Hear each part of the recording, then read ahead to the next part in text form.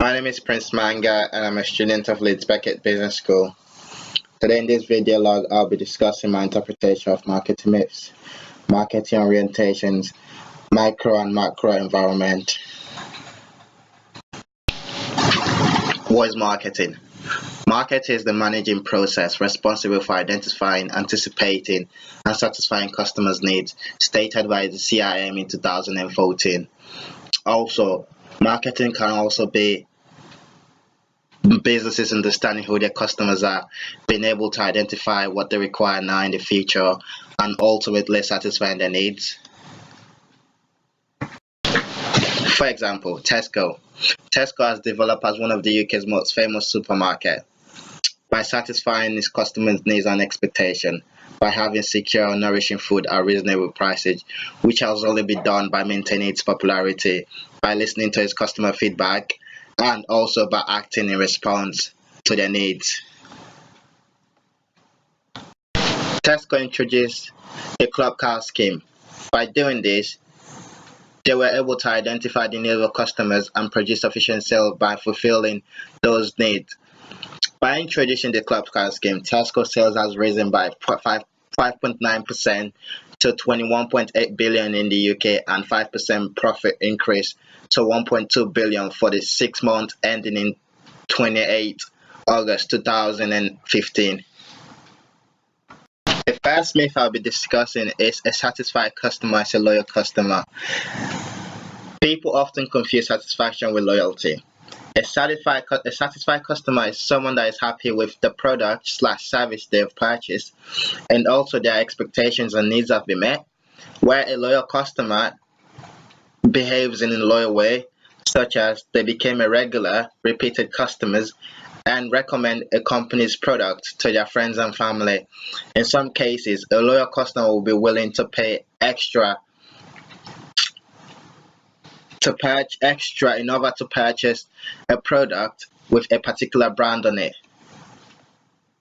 For example, if I went in one of Tesco stores and bought a product and I was happy with the product, this does not necessarily mean I will repeat purchase. I could purchase a similar product from Asda that is in an offer.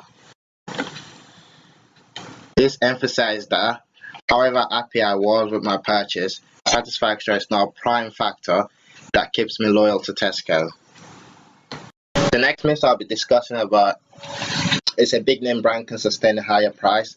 On one hand, I do agree with these myths because brands such as Gucci, Zara, Dolce Gabbana, and Prada, these brands target customers are high-end customers because these customers are looking for top quality luxury product.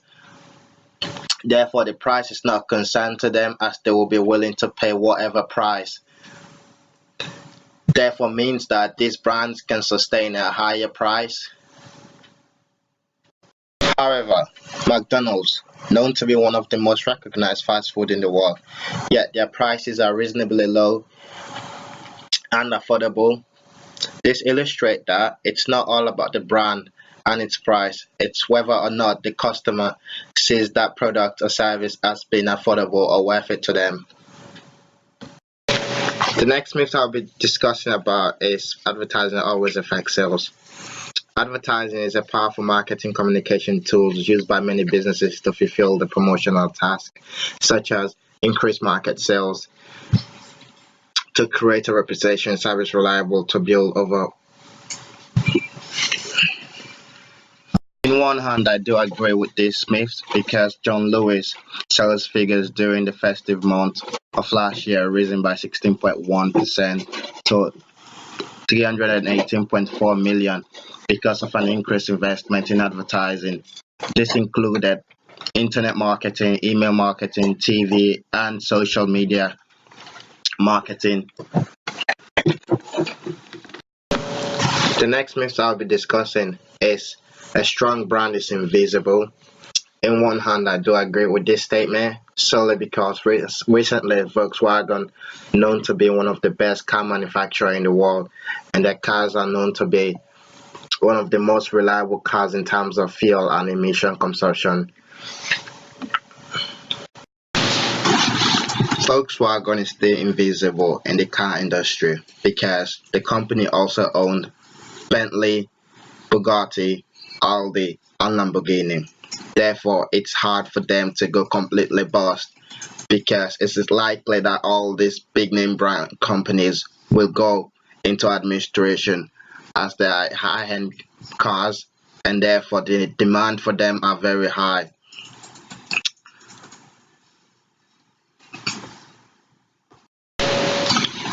However, this scandal will have an effect on Volkswagen in the short term. So Volkswagen is not completely invisible in the car industry. Another example is BlackBerry. BlackBerry was considered to be one of the major smartphone vendor in the world and also the prime distributor of smartphones since 1996 till 2003. Since Apple, Samsung, and HTC came up with the high-tech smartphone such as Apple laptop, the tablet, iPad, BlackBerry was unfavorable as their phone aren't perfect compared to Apple and Samsung. This shows that a big name brand is not always invisible. Next in this presentation, I'll be discussing the marketing orientations.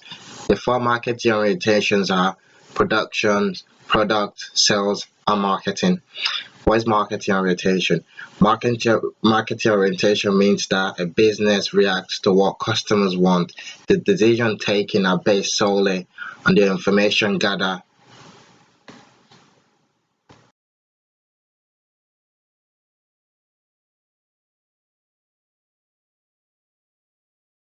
Production orientation.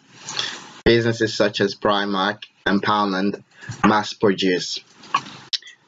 These businesses do not take customer need into consideration, instead focus on reducing the cost of producing in large quantity.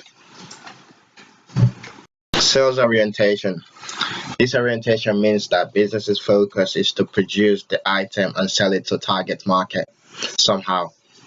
Sometimes consumer may not like what is being sold to them by the business. Product orientation. Businesses such as Waitrose will have a strong feeling about their product because their consumer likes it, because their product is the superior one with features like quality. Microenvironment. The company aspect of microenvironment refers to the internal environment of the company. This includes all departments such as management, finance, and development, purchasing, operation, and accounting. Macroenvironment. The macroenvironment refers to all forces that are part of the large society and affect the macroenvironment.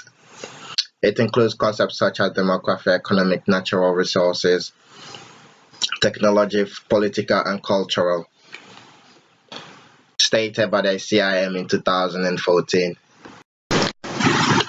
I've learned that businesses should place customers at the heart of all business and marketing decisions and activities.